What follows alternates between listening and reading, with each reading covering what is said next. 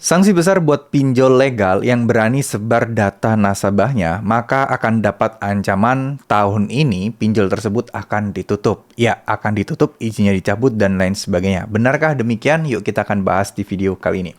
Assalamualaikum warahmatullahi wabarakatuh. Buat teman-teman yang mungkin pernah mendengar ancaman-ancaman sebar data, terutama dari pinjol legal, sebenarnya teman-teman nggak perlu takut. Kalau saya perhatikan, rata-rata itu mereka itu cuman gertakan aja. Rata-rata mereka itu nggak berani beneran, cuman sekedar ancaman aja. Jadi, real prakteknya tidak berani mereka lakukan. Nah, paling sebatas ya mungkin menghubungi ya kontak darurat, atau mungkin teman-teman sosmed kalian, dan lain sebagainya. Tapi data pribadi tidak disebar. Nah, data pribadi seperti apa sih? Contoh mungkin seperti alamat, terus kemudian KTP dan lain sebagainya gitu ya, yang dokumen-dokumen resmi yang menganut privacy gitu ya, itu yang tidak boleh. Nah, cuman kadang kan mereka iseng ya menghubungi kantor kita, menghubungi rekan-rekan kita. Nah, itu sebenarnya hitungannya kayaknya tidak masuk pasal penyebaran data pribadi. Tapi ya melanggar aturan OJK untuk menagih tidak pada tempatnya. Nah, jadi buat teman-teman yang mungkin mendapatkan ancaman-ancaman seperti itu, jadi nggak usah khawatir, teman-teman bisa laporkan ke OJK.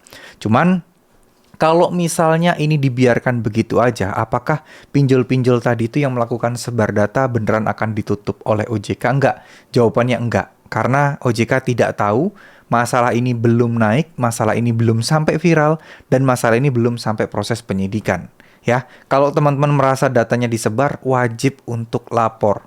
Lapornya kemana? Lapor ke pinjolnya sendiri, karena barangkali itu ada oknum yang bermain di sana.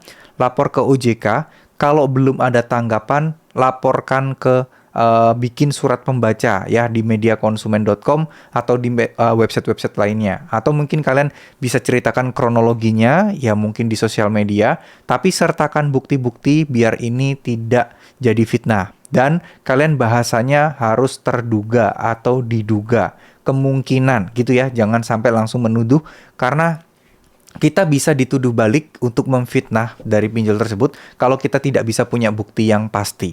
Jadi kita udah punya bukti, lakukan, laporkan, viralkan, tapi teman-teman harus iringi kata-kata terduga ya, diduga ya, itu untuk bahasa hukumnya jauh lebih aman.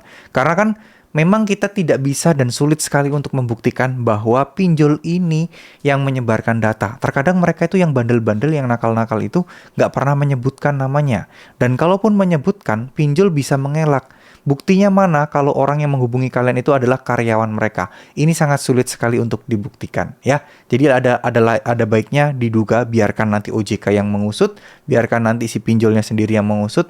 Jadi seenggaknya teman-teman bisa tenang ke depannya. Ya, terima kasih. Mohon maaf jika ada salah-salah kata. Wassalamualaikum warahmatullahi wabarakatuh.